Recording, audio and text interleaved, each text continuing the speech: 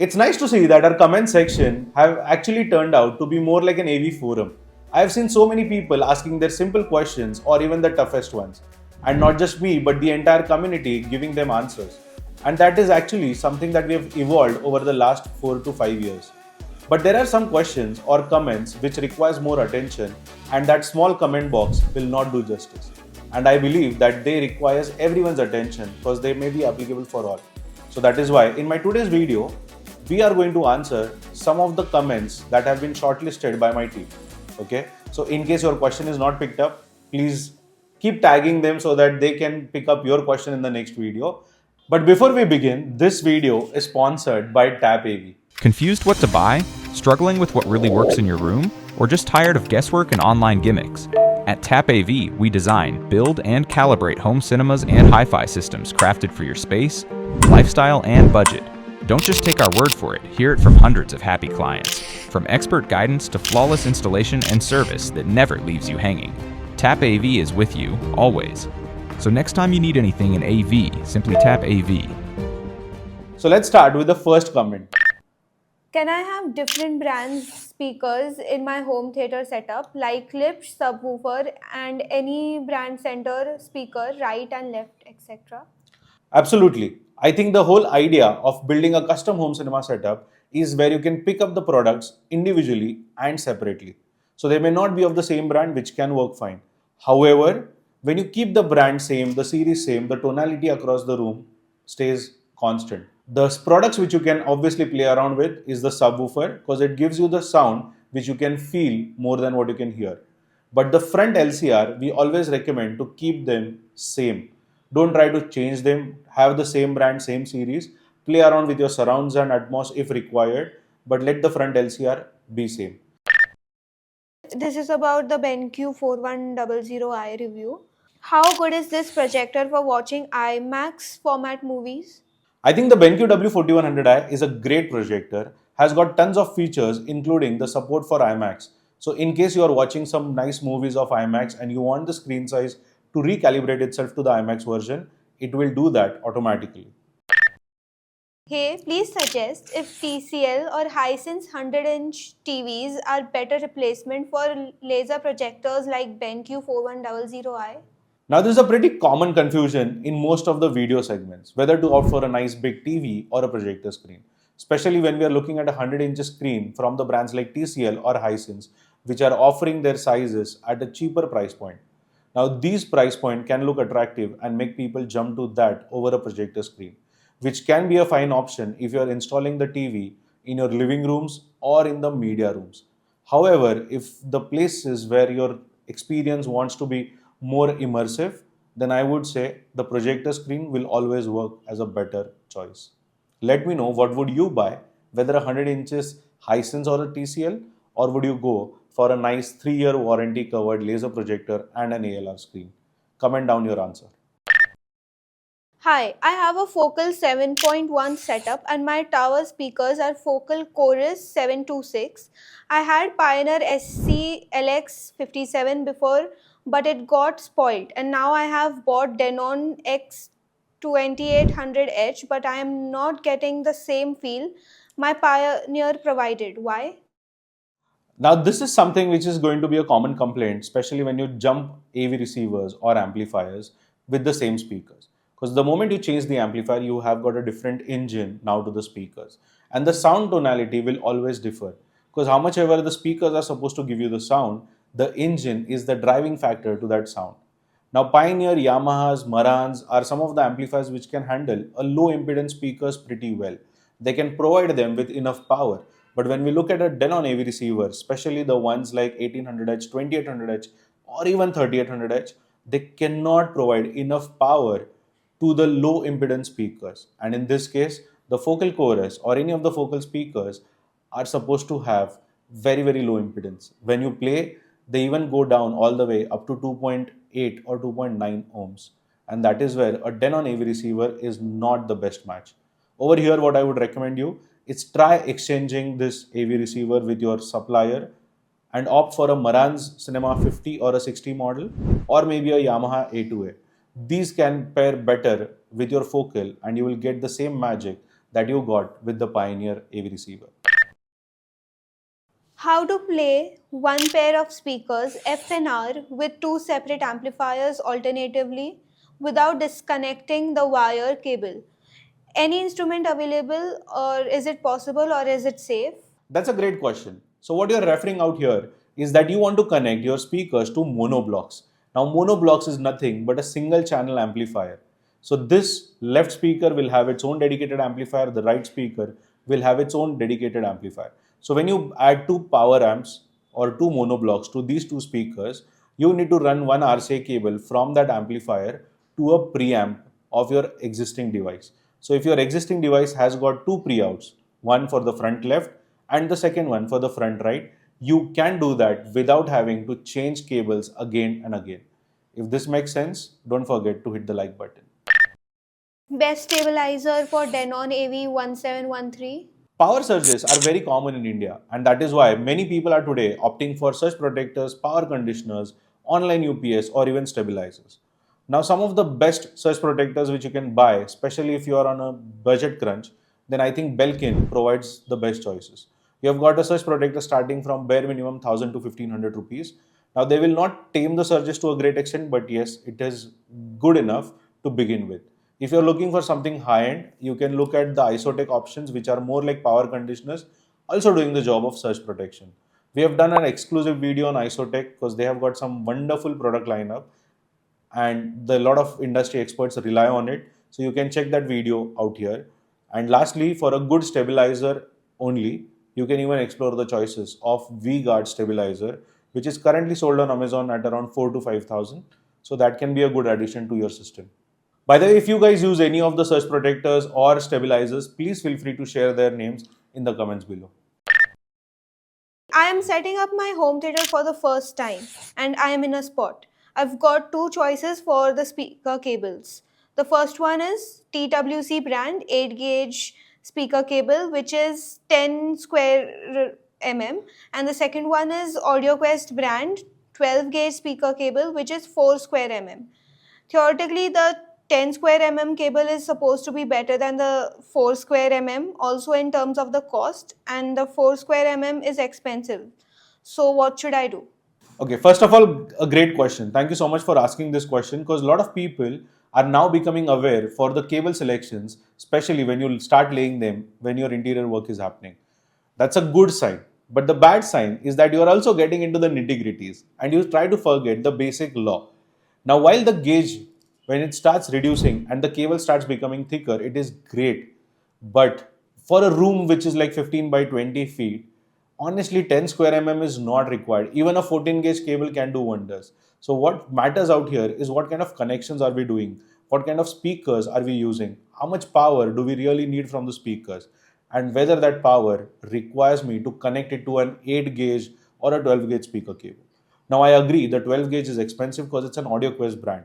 So that brand has got a pretty deep history and a research where they have done in this segment of cables and accessories. Now TWC as a brand is more famous for an electrical cables. They have not been very dominant in the audio segment. So the brand that specializes in the audio segment will still be my preferred choice compared to a brand which specializes more overall in the electrical cabling. It's like comparing a Havells cable with a AudioQuest cable. So that would be my comparison. So I would recommend you not to just go behind the numbers of this magic 10 square or 8 AWG. Even a normal 12 or 14 gauge cable which you can buy from a regular audio brand would be far more better and will give you a better output. Hi Tanmay, what's the best Atmos amp configuration if seated back against the wall? I'm having 5.2.4 with 4R40 SA clip speakers, one pair on the wall as a front height and other two directly firing down to MLP. Should I keep that as top middle or top rear? Any difference in sound content output, or it's just the amp assigned? Depends on how Atmos mixed in movies. Okay, so I think this is very common question nowadays. People are putting their sofas against the wall, which makes them get confused whether the two Atmos speakers that I need to put above my head should be top middle or top rear. Now, first of all, when you're having the sofa against the wall and if you use four ceiling speakers, that is two in the front, two in the rear, that rear is practically not going to be rear because you'll have it right above you. If you look carefully at the Dolby standard layouts, they will tell you that your surround speaker, the top rear as well as the top front, needs to be at certain angles. Now, these angles are not going to be observed, especially when the sofa is close to the wall. In your case, because you are using height channel speakers, what I would recommend you is that use your front two as your front heights, use the rear two, which is above your head, as your surround height speaker. Don't call them as top middle or top rear. Call them or refer them in the ampersand section as the surround height speaker. That will give you a better output for Atmos, because Atmos is more like an object based audio. It is not a channel based audio where they will try to map the sound according to the positions and according to the product that you are installing. So try to go with the choice of surround height for your top speakers. Let me know how it sounds, by the way, in the comment of this video. Please suggest few good floor standing speakers for music under 2.5 lakhs. Wow. Would I think this is one of my favorite questions because a lot of people want to know some of the best speakers that I can buy. So under 2.5 or around 2.5 lakhs, I think here are my five choices. The first one is Dali Opticon 6. A great speaker, fantastic for music, has got its ribbon tweeter as well as dome tweeter, three-way speaker, does magic. The second option, I think, is the Warford Linton Heritage Series speakers, which is more like a bookshelf, but it comes with a stand. So when you keep it on the floor, it is going to be a floor standing speaker. It's again a three-way speaker, very rich and nice soundstage, and has got a nice vintage feel as well.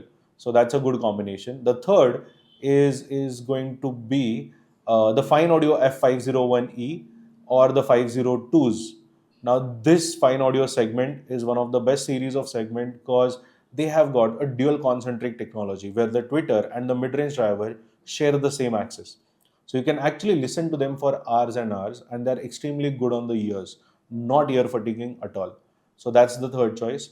The fourth choice is going to be the KEF Q7, which is the KEF concept.